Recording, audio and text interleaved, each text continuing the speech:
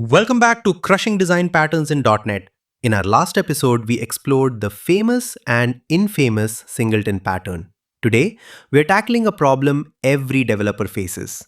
I have this new component, but its interface doesn't match the one my system expects. How do I make them work together without rewriting my existing code? The answer is a simple, elegant, and incredibly useful structural pattern, the adapter pattern. Let's see how our expert Arohi uses this pattern to bridge the gap between two incompatible systems. Arohi, welcome. In today's scenario, our application has a well-established ILogger interface that our entire system uses for logging messages. It has a single method, log string message. We now want to integrate a new, powerful third-party logging library. The problem is, this new library is completely different. It has its own class, SuperLogger, with a method called WriteLogEntry string entry.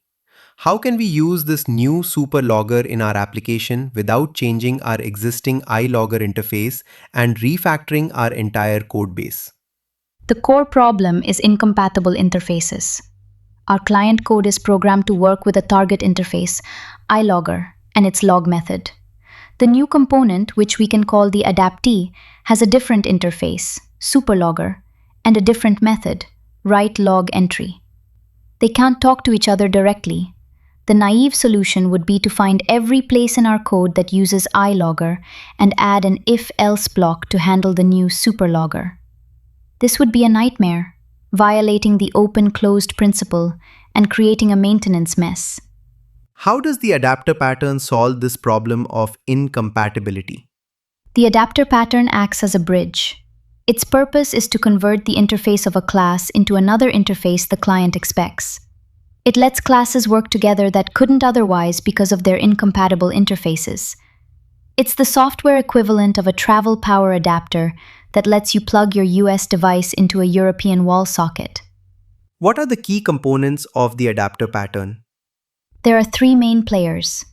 Number 1, the target. This is the interface that our client code is dependent on. In our case, it's ILogger.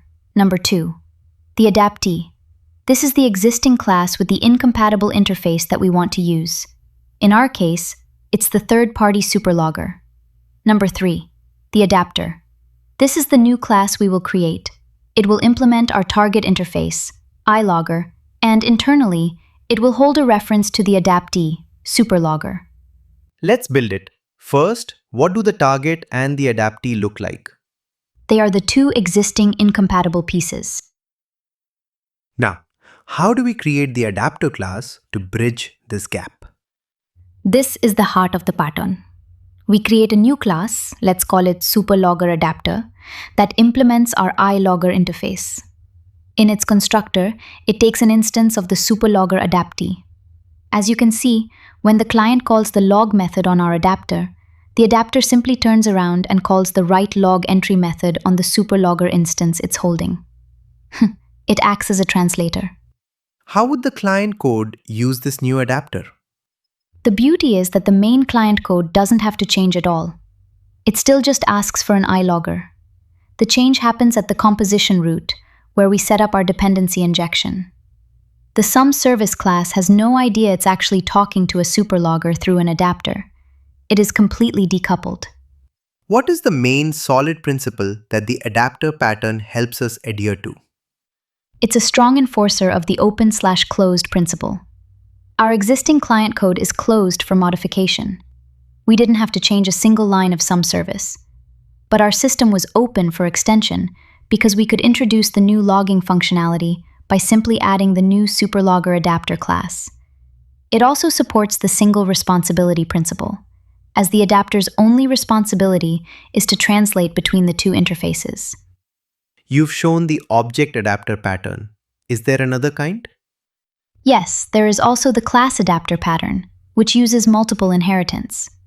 However, since C# does not support multiple inheritance of classes, the object adapter pattern, which uses composition, holding an instance of the adaptee, is the standard and most common way to implement this in .NET.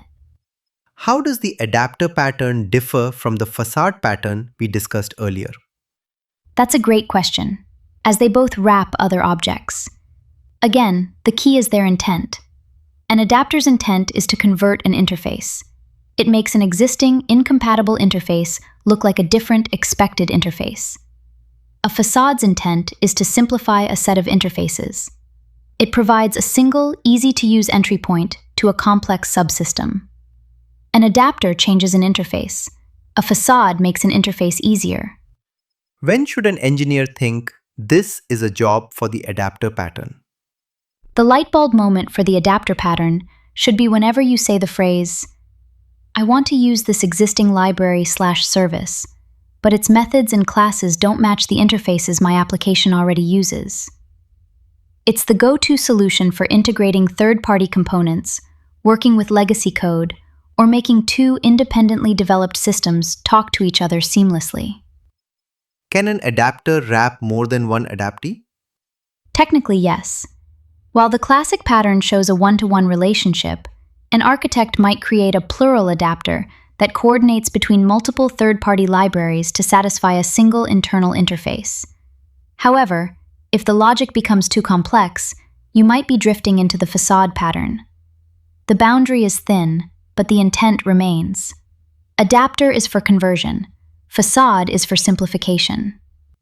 Is there a performance overhead when using an adapter? In 99% of enterprise applications, the overhead is negligible. It's just an extra method call. Complexity. The cost of a tiny CPU cycle is far less than the cost of a spaghetti architecture that is impossible to maintain. We trade a microsecond of performance for years of maintainability. What is a two-way adapter? This is a sophisticated variation where the adapter implements both the target and the adaptee interfaces. This allows the object to be used as ILogger in our new system and as a SuperLogger in a legacy module simultaneously. It acts as a bidirectional bridge. Are there any real-world examples of the adapter pattern within the .NET framework itself? .NET is full of them. The most famous example is DB Data Adapter. It acts as a bridge between a dataset and a data source, like SQL Server or Oracle. It adapts different database engines to look like a standard .NET data collection. How does the adapter pattern help with mocking during unit testing? This is a massive win. Third-party libraries like SuperLogger are often hard to mock because they don't have interfaces or they have static methods. By wrapping them in our SuperLogger adapter, which implements our internal ILogger interface, we can easily inject a mock ILogger into our tests. The rest of the system remains testable and isolated. Can we use C# default interface methods, C# 8.0 plus, as an adapter? This is an advanced senior insight.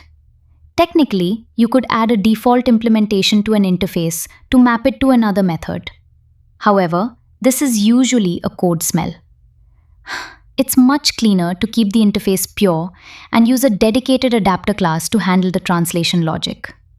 What if the target interface is asynchronous, task-based, but the adaptee is synchronous?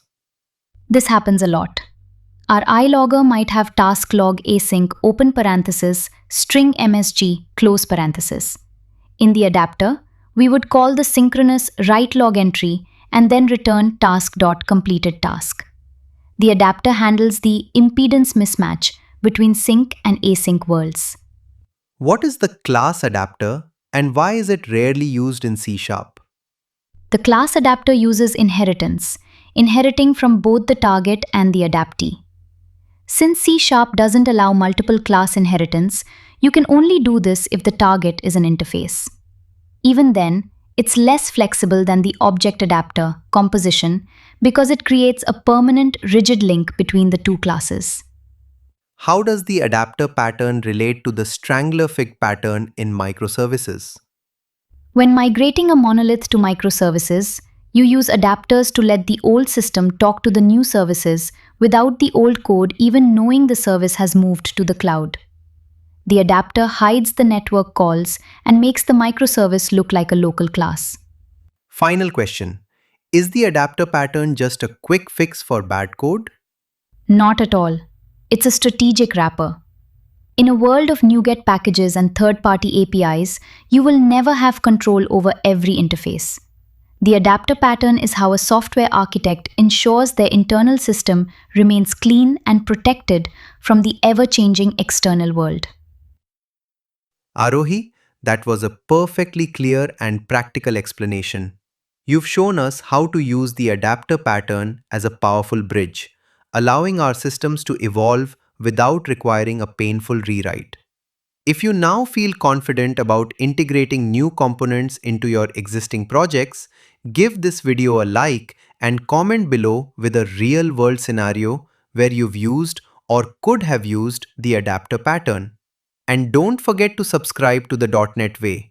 In episode 8 of Crushing Design Patterns, we'll explore how to add new responsibilities to objects dynamically without changing their code. It's time to get creative with the decorator pattern. Thanks for watching. We'll see you in the next episode.